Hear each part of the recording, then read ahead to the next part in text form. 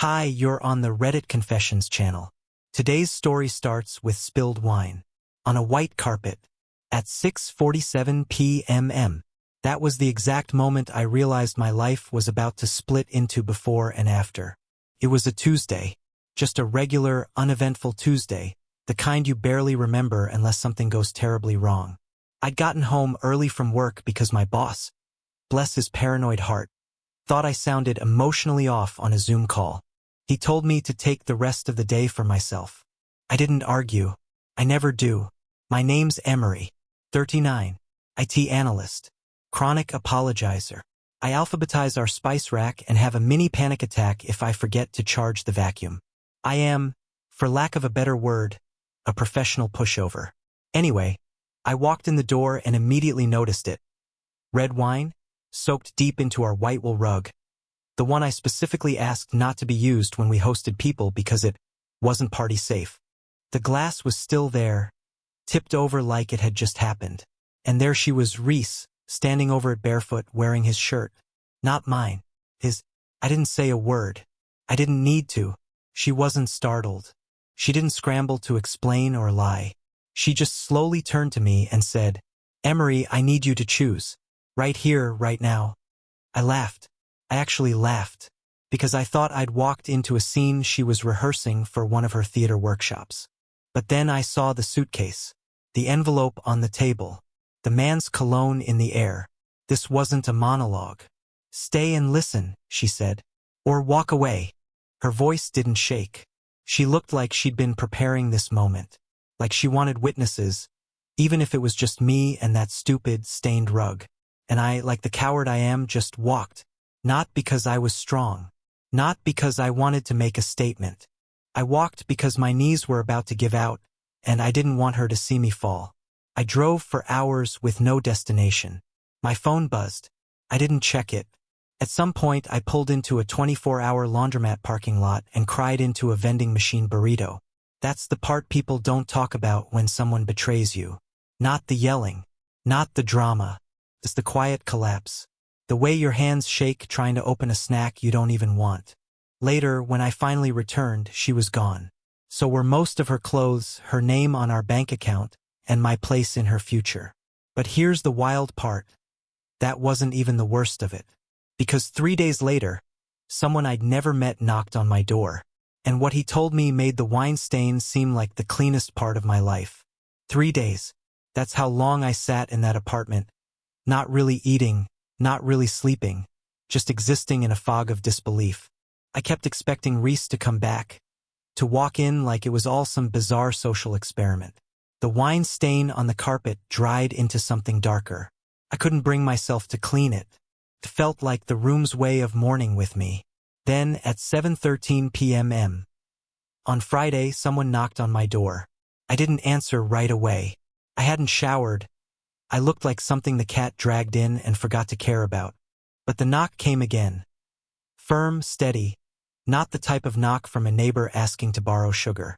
I opened the door slowly, expecting maybe a delivery mistake. Instead, I found a man in his late 40s, dressed in a pressed navy coat, holding an envelope and a nervous expression. He looked at me like he didn't want to be there either. "You're Emory?" I nodded. "I think you should sit down." Those 6 words. I'll never forget them. They're the prelude to every life-altering moment in every movie. But this wasn't fiction. This was my hallway. And this man smelled like airport terminals and old secrets. He handed me the envelope, and when I asked who he was, he said, "Call me Langston. I work for someone who thought you deserved the truth. And an apology." I laughed, dry and bitter. An apology from who? My wife? My wine-staining, ultimatum-throwing wife? His eyes flickered. No, not from her. Inside the envelope was a flash drive and a note that read, "You were never supposed to find out, but you should have. Play the video." I'm sorry. No signature. No name. Just that. I didn't invite Langston in. I didn't say thank you. I closed the door on him, walked straight to my laptop, and plugged in the flash drive with the shaky hands of someone who already knows the answer, but still clings to a thread of denial. The video file was dated over 6 months ago. It opened in a hotel room. A familiar one, cheap striped curtains, awful lighting. Reese was sitting on the edge of the bed, laughing. Her hair was tied up in a way I hadn't seen in years. And she wasn't alone. There was another man in the frame. But not just any man.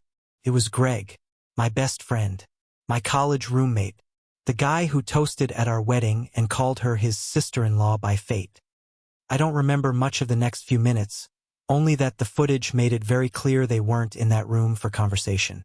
I closed the laptop, stood up, sat down again. My legs couldn't hold me.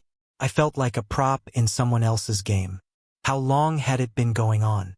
How many trips? How many lies? And why had someone sent this to me now? And then it hit me. Reese didn't ask me to stay or walk away because she wanted to fix things. She did it because she knew this was coming. She wanted to control the story before the truth landed on my doorstep. But she didn't count on Langston, or whoever was behind that envelope. Someone wanted me to see it all, and I was about to find out why. After the video, sleep became a rumor. I'd lie in bed with my eyes closed, but my mind stayed wide open, running frame by frame through every lie I now realized I'd swallowed. Reese's late-night strategy meetings, Greg's sudden interest in meditation retreats, the inside jokes between them that I thought were harmless. I replayed it all until my chest physically ached. By Sunday morning, my world had shrunk to the stained carpet, the blinking light on my laptop, and the overwhelming silence that pressed down on my lungs. That was the moment I decided to dig. I had no plan, just anger, the kind that simmers instead of explodes, the kind that rewrites your DNA quietly. I opened our shared cloud drive. We still had one. She probably forgot to revoke access, or maybe she didn't care. Inside, dozens of neatly labeled folders, wacky ideas, wedding photos, joint taxes, all perfectly ordinary, except one. It was a folder called Marvin. We don't know anyone named Marvin. The folder was password protected, but I'm not an idiot. Reese always used pet names as passwords. I tried our old cat's name, Clove23, and the folder opened. Inside, my heart nearly stopped. It wasn't photos. It was emails, hundreds of screenshots, messages between Reese and Greg, but also Greg and someone named E, and then Reese and E. They weren't just having an affair. They were planning something. I clicked through slowly, terrified of what I'd find. The earliest email was dated 8 months ago. It was from Reese to Greg. Subject line, Phase 1. He won't fight back. He never does. He's wired to avoid conflict. You don't have to worry. She was talking about me. Message after message, they discussed me like I was an obstacle in a business plan. Not a human. Not her husband. Just something to deal with. They laughed at how easy I was to manipulate. There were even templates, actual templates, of messages she could send me during arguments to shut me down. And then there were references to money, to my inheritance. My grandfather passed last year. Quiet man, never made much noise, but he left me a modest sum. Reese had insisted we keep it in a safe account for emergencies. I trusted her. I always did. But one email changed everything. Once the funds are moved, we go dark. He'll be too emotionally wrecked to trace anything. And if he does, I know someone who can erase digital trails. My hands went cold. I checked the banking app. I stared at the balance for a full minute. 0. Completely drained. She cleaned me out. And just like that, the wine stain didn't feel symbolic anymore. It felt surgical. Like everything she ever spilled, everything she ever broke, was part of a plan I never saw coming. I should have called the police, or Greg, or anyone. Instead, I sat there and did the most pathetic thing imaginable. Emailed her. Just one line. Why Marvin? She replied an hour later. Because it was a name you'd never notice, and because you never asked the right questions. No apology, no shame, just that. And I think that's when I stopped being her victim. Because now, finally, I was going to start asking the right questions. By Monday morning, I wasn't the same person. Something had cracked. Maybe it was the discovery of that Marvin folder. Maybe it was the way she replied to my message without even flinching. like she'd won a game I didn't even know I was playing. Or maybe it was the number in my bank account that had somehow become the shape of zero.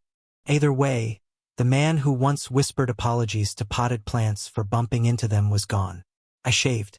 I ironed a shirt I hadn't touched in months. I left the apartment and went straight to the one person I never thought I'd need. Avery. Avery is my cousin. Grew up like a sister to me. She's also an attorney with the kind of resting expression that makes people confess things before she even speaks. I'd avoided her until now because she's the type who can see through my excuses in under 5 seconds. She opened the door, looked me over, and just said, "Took you long enough." I didn't need to say why I was there. She already knew. The whispers had started. Someone had seen Greg and Reese together in Vermont last weekend, laughing at a farmer's market like they hadn't detonated someone's life just days earlier. Small towns keep secrets like sieves hold water. I handed her the flash drive. She took it wordlessly. Then I showed her the bank records, the emails, the fake name folder. And then I finally said the words I'd been avoiding since the moment Reese gave me that smug ultimatum. "I want to ruin them." Her eyes didn't even blink. "Good," she said, "because they've already started ruining you." Turns out, Reese hadn't just cleaned out the account. She had transferred the money to a trust.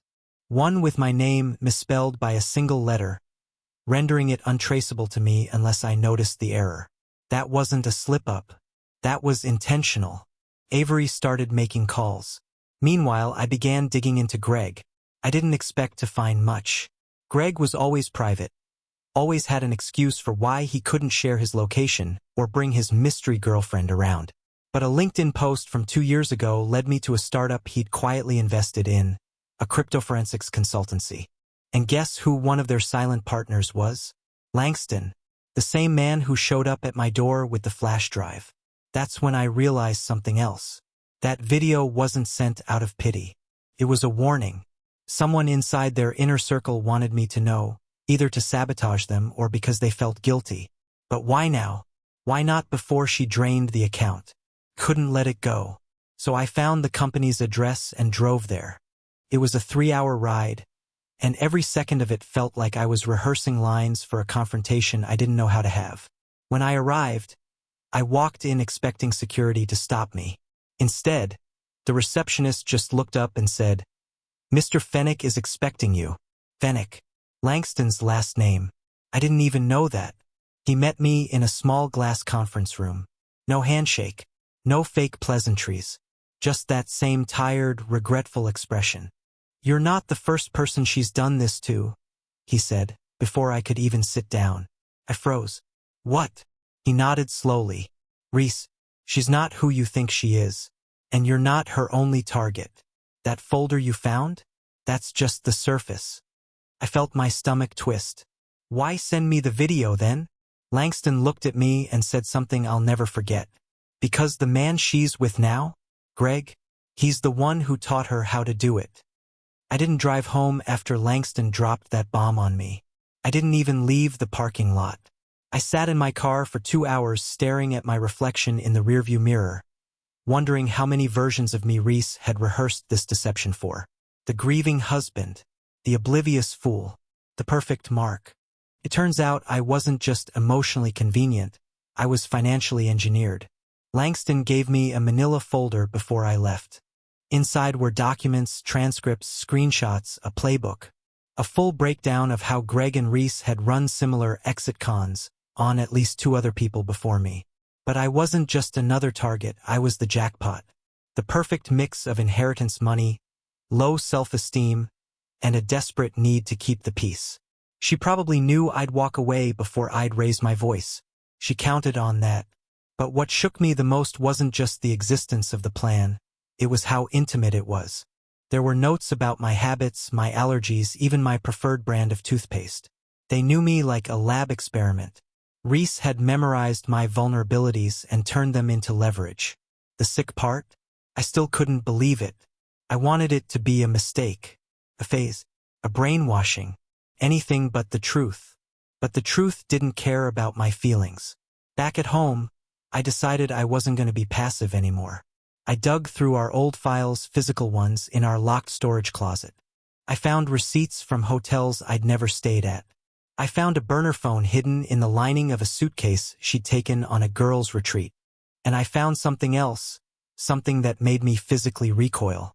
A handwritten checklist labeled, Final Phase E. My name. My initial. Next to it, drain account white heavy check mark. Create confrontation scene white heavy check mark. Ghost/vanish white heavy check mark. Reconnect if he finds nothing cross mark. Backup plan. California trip/new ID, pending Greg's call. She wasn't planning on staying gone forever. She was testing if I'd fold. If I didn't uncover enough, she'd circle back with some emotional damage story. Maybe tears, maybe therapy. Maybe tell me she was lost.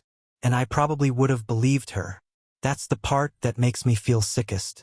Not that she lied, but that I was so ready to forgive her before I even knew the full damage. That night I couldn't sleep. I opened a blank document on my laptop and began writing everything down. Every memory, every red flag, every moment I'd brushed something off as just Reese being Reese. I didn't stop until the sun came up. At 6:52 a.m. I got a message from an unknown number. You weren't supposed to meet Langston. You're making this harder than it needs to be. No name, no greeting, just that. But something in my chest clicked. I wasn't afraid anymore. I replied, I have your checklist. Phase 5 starts now. My turn. Because if she thought she knew how predictable I was, she'd just forgotten something critical. Even quiet men like me can turn. I didn't know exactly what Phase 5 was when I typed it in that text. I just knew I couldn't sit still anymore. Reese and Greg had scripted my downfall like it was a screenplay, but I was about to introduce the one thing con artists hate. Chaos. I was done crying. Done asking why me? Now I was asking how do I flip the script before they run out the clock. First, I called Avery. I gave her everything, Langston's documents, the burner phone, the checklist, even the screenshots from the hidden folder. She didn't say much. She just cleared her calendar and said, Time to go to work. I've never loved her more than I did in that moment. Next, I pulled out an old external hard drive I hadn't touched since college. It was dusty and slow, but it still worked. I started backing up everything, emails, photos, text threads, even security cam footage from our apartment building. I didn't know what I'd need, but I knew I wasn't going to be blindsided again. And then I did something that terrified me. I called Greg. I don't know why I expected him to deny it.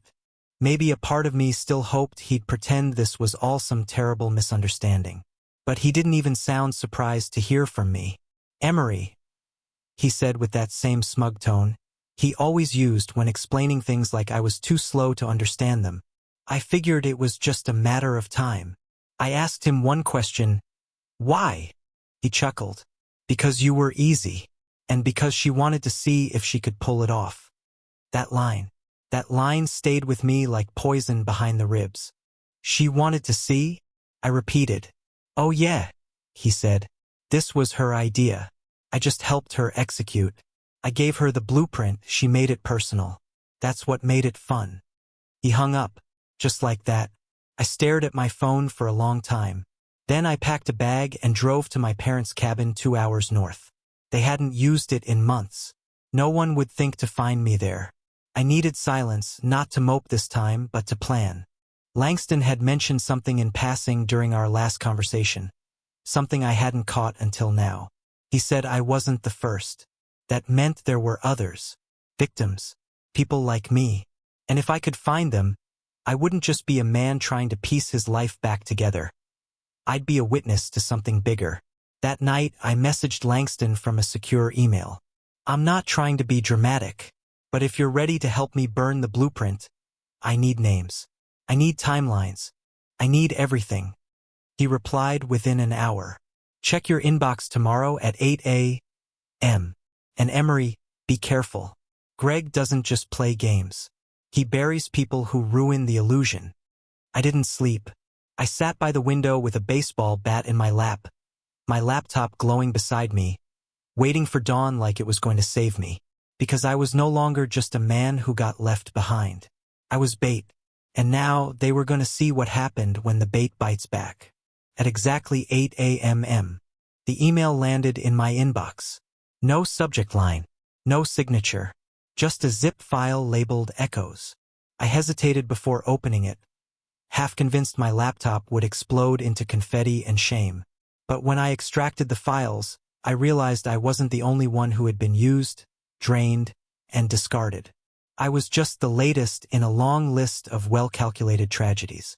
There were 6 folders, each named after a different man. I opened the first, Miles, and found a PDF timeline of his relationship with a woman named Erin. But Erin wasn't real. Her real name was Reese. She had changed her hair, her email, even her laugh. She bled this man dry. She convinced him to invest in a fake project Greg had pitched as a business expansion.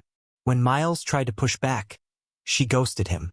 Within a month, his accounts were empty. He never pressed charges. Too embarrassed, too broken. And then I opened folder 2, Benjamin. Same woman, same tactics, different location. Reese and Greg had reinvented themselves over and over, like professional actors switching costumes. Each file read like a cold case, and the deeper I dug, the more grotesque it became. This wasn't just betrayal, it was a syndicated con, a romantic Ponzi scheme. I stared at my screen, my hands trembling. I'd always known she lied to me. I just hadn't realized she lied to everyone she'd ever met. She wasn't a person anymore. She was a performance. And Greg? He was the director behind the curtain. But something in the last folder stopped me cold. Folder 6, Everett. This one didn't follow the same arc. There was no final transaction. No message from her saying goodbye or ghosting protocols. Instead, the timeline abruptly ended with a scanned police report. Everett had gone missing 2 years ago, vanished without a trace. The file didn't say he died. It didn't even say he was presumed dead. He just disappeared after a weekend trip with someone he told friends was his mystery girlfriend. That girlfriend? Reese. Only this time she was going by Lauren Wexley. Langston hadn't mentioned Everett. And when I emailed him about it, he replied only one thing. That's the part one didn't want you to find. Be smart now, Emory. That's when the fear came back. Real, paralyzing fear.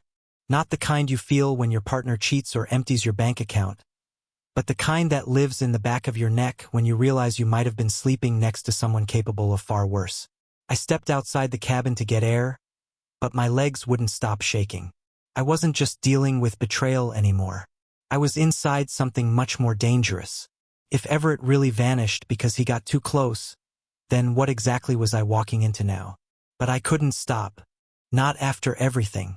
Not after reading the last line of Everett's last email to someone named L. If anything happens to me, tell them I figured it out.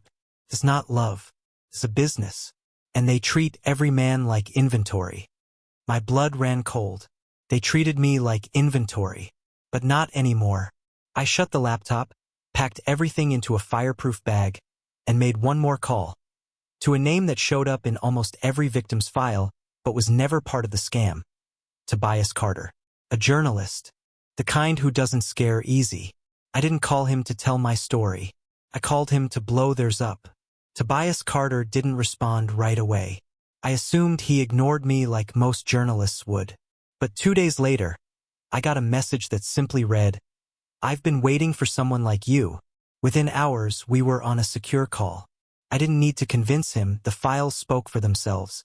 Langston's documents, the checklist, the recordings, the burner phone messages. Tobias said it was the cleanest digital paper trail he'd ever seen in a con this elaborate. We spent weeks working behind the scenes. He interviewed the other victims Langston helped me find. Some didn't want to go public. Others were hesitant, embarrassed.